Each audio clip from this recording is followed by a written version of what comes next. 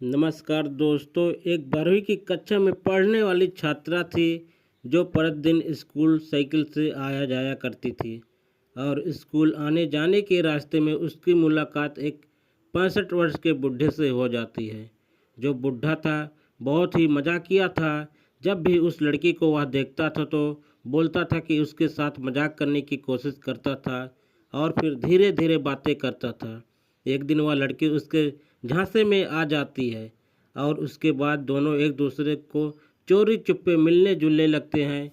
एक दिन जो बूढ़ा था वह लड़की को मिलने लगता है तो वह लड़की कहती है कि देखो, अभी मैं बहुत छोटी हूँ, जो कुछ भी करना हो सोच समझ के करना, वरना उल्टा सीधा जो है काम हो जाएगा, मैं सह नहीं पाऊँगी। उसके बाद दोस्तों आगे क्या होता है। दोस्तों यदि आप लोगों को पूरे इस कहानी के बारे में विषय में जानना है तो आप जो है मेरे साथ जुड़े रहिएगा। तो दोस्तों नमस्कार दोस्तों, यह कहानी एक छोटे से गांव की है। एक शोभा नाम की बेहद ही खूबसूरत लड़की अपने माता पिता के साथ रह रही थी। जो शोभा का पिता था वह एक किसान था, खेती बाड़ी का काम करता था। और जो शोभा की माँ थी घर पे रहती थी, घर का काम काज किया करती थी। और शोभा अभी 12वीं कक्षा में पढ़ाई करती थी। दोस्तों प्रतिदिन वह स्कूल साइकिल से जाती थी और शाम होने पर घर चली आती थी। और शोभा उस उम्र में भी काफ़ी रंगीन मिजाज की लड़की थी, क्योंकि जब किसी बूढ़े व्यक्ति को देखकर आकर्षित हो जाती थी। वह जब साइकिल से स्कूल जाती थी तो रास्ते में कोई बड़ा बुजुर्ग जो है उसे दिख जाता था तो वह उसकी मदद करती थी दोस्तों। और उसके साथ में बहुत सारी बातें भी किया करती थी। यानी कि शोभा एक तरह से बातूनी लड़की थी जो बन चुकी थी। स्कूल में उसका थोड़ा सा भी दिल नहीं लगता था।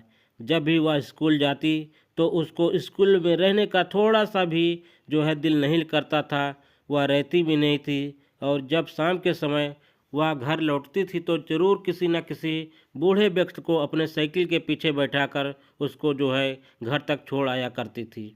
दोस्तों एक दिन की बात है, जो शोभा थी वह साइकिल से पढ़ने के लिए स्कूल जा रही थी। उसी दरमियान उसकी एक मुलाकात एक 65 साल के बुढ़े से हो जाती है।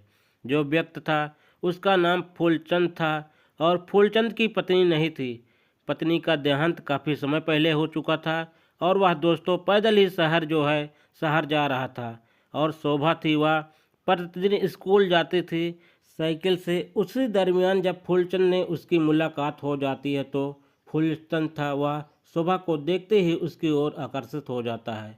और जो शोभा थी वह फूलचंद की ओर आकर्षित हो जाती है, वह भी आकर्षित हो जाती है। जो फूलचंद था वह प्रतिदिन पैदल ही शहर जाता था, क्योंकि उसका एक पोता था जो अक्सर बीमार रहता था।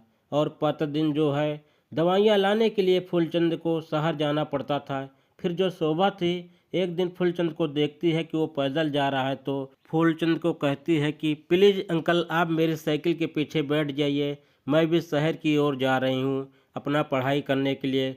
उसके बाद दोस्तों जो फूलचंद था वो शोभा के साइकिल के पीछे बैठ जाता है तो फूलचंद उसे शहर ले जाकर छोड़ देती है। इसी तरह से रोज़ आने जाने के क्रम में फूलचंद जो था वह शोभा के साइकिल के पीछे बैठ जाता था और शोभा उसे शहर ले जाकर छोड़ देती थी। लेकिन रास्ते में जाते जाते जो है फूलचंद था वह शोभा से बहुत सारी बातें करता था, जिन बातों को सुनकर शोभा का मन काफ़ी व्याकुल हो जाता था। और शोभा आप जान चुकी थी फूलचंद का जो है पत्नी नहीं है, बेटा बहू है जो शहर में रहते हैं और एक नाती है जो घर पर रहता है फूलचंद के साथ, लेकिन अक्सर वो बीमार रहता था। फिर एक दिन की बात है, शोभा सुबह के समय स्कूल जा रही थी। उसी दरमियान जो फूलचंद था उसका मुलाकात शोभा से हो जाती है।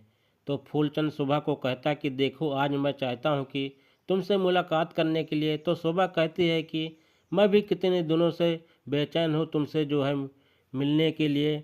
तो दोस्तों फूलचंद कहता है कि शोभा आज मैं तुम्हारे घर के पीछे आऊँगा, वहीं पर हम दोनों एक दूसरे से बातें करेंगे और अपना जो भी मेल जोल करना होगा हम कर लेंगे। तो जो शोभा थी कहती है ठीक है, रात के तुम 11 बजे तुम चले आना, मैं तुम्हारा जो है इंतज़ार करूँगी, वेट करूँगी। उसके बाद जब रात के 11 बज जाते हैं तो फूलचंद जो था वो शोभा के घर के पीछे चला जाता है और घर के पीछे मक्के का फसल लगा हुआ था, उसी मक्के के खेत में बैठ जाता है। उसके बाद शोभा जो है एक टार्च लेकर घर के पीछे आती है और वह देखती है कि फूलचंद मक्के के खेत में जो बैठा हुआ है उसका इंतज़ार कर रहा था। तो जो शोभा थी उसके पास जाकर बैठ जाती है और बैठने के बाद दोनों एक दूसरे की आंखों में देखने लगते हैं और दोस्तों देखते ही देखते दोनों आकर्षित हो जाते हैं। फिर जो फूलचंद था वो शोभा को मिलने की कोशिश करता है। तो शोभा कहती है कि देखो तुम काफ़ी इज्जत हो और मैं भी बच्ची हूँ, इसलिए कोई भी काम करो तो सोच समझ के करना वरना उल्टा सीधा हो जाएगा। तो फूलचंद था वह समझ जाता है, कहता है कि कुछ नहीं करूँगा, केवल छोड़ कर दूंगा। फिर दोस्तों उसके बाद जो फूलचंद था वो बहुत ही समझदारी के साथ दोस्तों केवल छूकर छोड़ देता है। उसके बाद जो शोभा है उसके मन में काफ़ी बेचैन हो जाती है और वो फूलचंद की ओर अपनी इच्छाएं पूरा करने की विश में जो है बोलती है।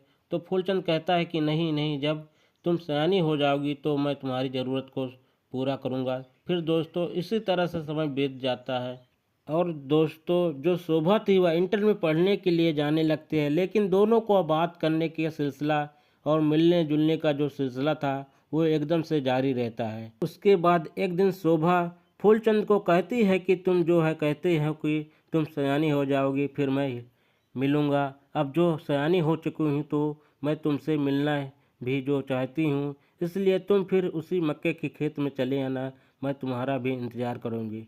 उसके बाद दोस्तों जो फूलचंद था वो रात होने के बाद पीछे घर के मक्के खेत में चला आता है और उधर जो शोभा थी वह भी चली आती है। फिर दोनों एक दूसरे से मिलते जुलते हैं और जो उनकी ज़रूरत थी और जो इच्छाएं थी वो अपना जो है पूरा करते हैं। लेकिन जो शोभा थी उसे यह काम करने के लिए उसकी जो हालत थी एकदम पंचर हो जाती है और वह फूलचंद से कहती है कि तुम किस कदर कर दिए हो कि अब मुझे तो चला नहीं जा रहा है, तो बताओ मैं घर कैसे जाऊं। तो फूलचंद वह उसे गोद में उठाकर उसके घर के दरवाजे के पास छोड़ देता है। उसके बाद जो शोभा थी वह किसी तरह से अपने कमरे में जाती है और दोस्तों जाने के बाद जो लेट जाती है। फिर इसी तरह से लगभग 3 दिनों तक शोभा ठीक से चल नहीं पा रही थी, वह बेचैन हो जाती है चलने के लिए। चौथे दिन उसकी मुलाकात फिर फूलचंद से होती है। तो फूलचंद को कहती है कि देखो हम इतनों दिनों तक जो किए हैं, लेकिन अब मैं तुम्हें नहीं चाहती हूँ, इसलिए कभी भी तुम मुझसे मिलने की जो कोशिश मत करना। और अब जो मेरे पिताजी हैं वो मेरे लिए लड़का देख ले हैं और बहुत जल्द ही मेरी शादी हो जाएगी, इसलिए तुम मुझे भूल जाना, मैं भी तुम्हें जो है भूल चुकी हूँ। उसके बाद दोस्तों जो फूलचंद था वह शोभा की मन की बातों को जो है समझ जाता है, वह जान जाता है जब शोभा थी वो उससे बिल्कुल अलग हो चुकी थी, मिलना नहीं चाहती थी और वह मन में ही मन को ढीला कर देता है। दोस्तों वो अपने बेटों बहुओं के साथ परदेश चला जाता है। थोड़े दिनों के बाद जो शोभा थी उसकी भी शादी हो जाती है और शादी हो जाने के बाद दोस्तों वो अपने ससुराल चली जाती है, अपने पति के साथ हंसी खुशी से रहने लगती है और उसकी जो ज़रूरत थी और इच्छाएं थी अपने पति से पूरा करवाने लगती है। तो दोस्तों आज की जो कहानी थी बस यहीं तक थी। तो दोस्तों इस कहानी को सुनाने का उद्देश्य किसी की भावनाओं को ठेस पहुंचाना नहीं था, किसी का दिल दुखाना नहीं था, आप लोगों को सतर्क करना था, आप लोगों को जागरूक करना था। मिलते हैं किसी अच्छी कहानी के साथ, तब तक के लिए जय हिंद जय भारत।